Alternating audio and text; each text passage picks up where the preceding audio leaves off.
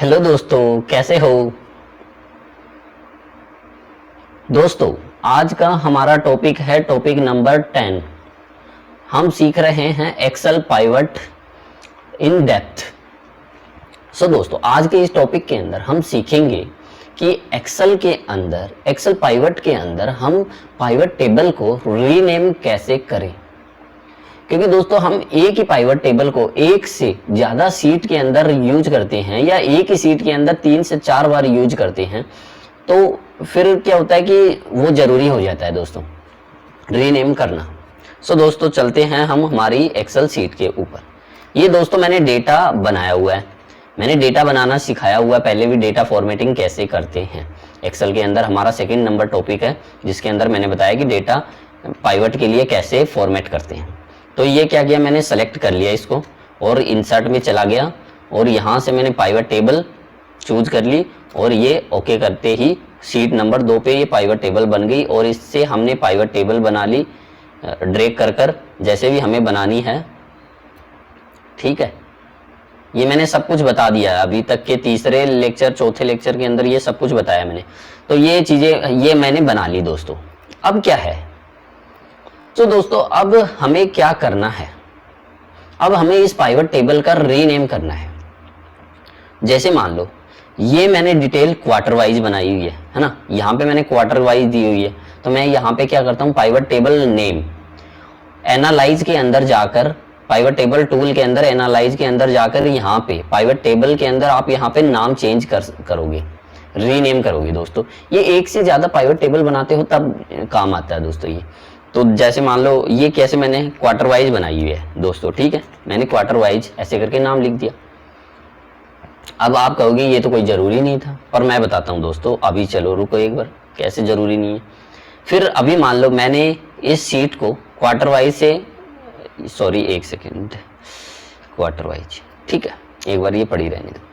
ठीक है, अब मैंने क्या किया, इसको आपको सेलेक्ट करना है।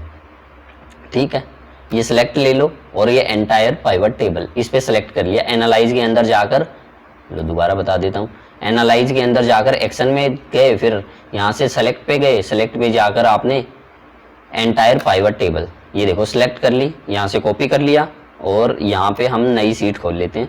यहाँ पे मैंने, सॉरी वहाँ से गलती हो गई, रुकिए, कंट्रोल C एंड यहाँ पे सीट 3 के अंदर हमने कंट्रोल V पेस्ट कर दिया। ये पाइवट टेबल आ गई। अब देखिए इस पाइवट टेबल का नाम देखते हैं। तो दोस्तों ये देखिए 2 के अंदर क्या आ रहा है, सीट 2 के अंदर पाइवट टेबल का नाम आ रहा है हमारा क्वार्टर वाइज। अब सीट 3 के अंदर आते हैं, यहाँ से पाइवट टेबल देखो, ये देखो नाम अपने आप हट गया, पाइवट टेबल 3। अब मैंने एक से ज्यादा पाइवट टेबल बनानी है, तो मेरे को क्या है, ये स्टेट वाइज बनानी थी दोस्तों। स्टेट स्टेट वाइज, ठीक है ना। तो पाइवट तो सेम है, डेटा भी सेम है। तो दोस्तों काफी बार कंफ्यूजन हो जाती है।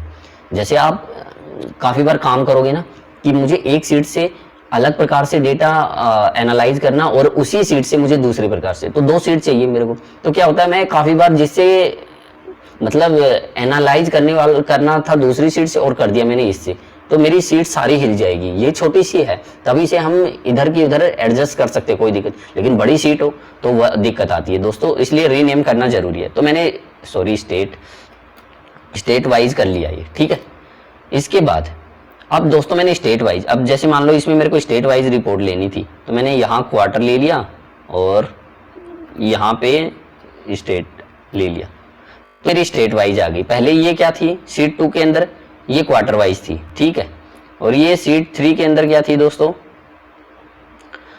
ये उसके मतलब स्टेट वाइज है। दोस्तों ये भी एक जरूरी रीनेमिंग करना, मतलब पाइवट टेबल को, ये भी जरूरी है दोस्तों कि मतलब हम एक से ज्यादा सीट पे काम करते हैं तो ये जरूरी हो जाता है। ठीक है, फिर बात करते हैं हम, ये देखिए अब ये एक्टिव फील्ड पे चलते हैं। एक्टिव फील्ड ये चलो मैं ऐसे नहीं आज नहीं बताता, इसके बारे में आगे बताऊंगा। ठीक है, जैसे ये देखो ये कॉलम पे गया, तो ये देखो कॉलम पे जाते ही ये कॉलम रो ये चेंज करना होता है। ये देखो रो लेबल क्या आ रहा है, रो लेबल क्या है, मेरी रो लेबल ये है 5 6 7 8 9 10 11 12, ये रो लेबल है। तो ये क्या है, ये ईयर है। ये देखो यहाँ पे शो कर रहा है ईयर। ये रो लेबल को हम यहाँ पे चेंज कर सकते हो आप, ईयर, ठीक है। ये कॉलम क्या है, ये कॉलम मेरे स्टेट से रिलेटेड है। जैसे इस फिल्टर पे क्लिक करोगे तो ये देखो दिल्ली हरियाणा, तो यहाँ पे स्टेट लिख सकते हो आप, ठीक है, स्टेट। ये देखो ये ईयर हो गया, ये स्टेट हो गया, ठीक है। अब इस पे क्लिक करोगे, ये देखो 19 और 20 ईयर आ रही है ये। तो ये था दोस्तों रीनेमिंग का पार्ट। तो दोस्तों कमेंट करना ना भूलें, और दोस्तों आपको वो करना है क्या, चैनल को सब्सक्राइब करना है। तो चैनल को सब्सक्राइब करने के लिए आपको लर्निंग एज्यू पॉइंट पे जाकर वो सर्च करना है और सब्सक्राइब कर लेना है चैनल को। और दोस्तों शेयर और लाइक करना ना भूलें वीडियो को। थैंक यू दोस्तों।